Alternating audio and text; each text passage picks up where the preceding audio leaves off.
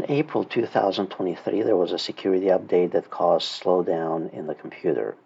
So to remove it, we go to the search box in Windows in the taskbar and then type uninstall updates. Once at the uninstall window, locate KB5025239 and then click on uninstall. Then wait for the uninstall to proceed.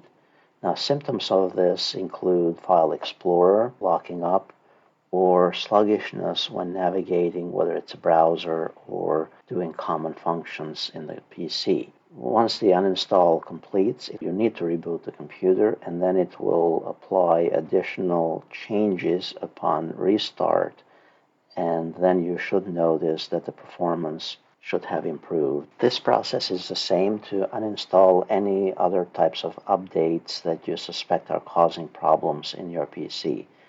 You can identify the date below the security update, and that's how you can determine what potentially caused the issue. Once the uninstall is complete, then you need to reboot the computer.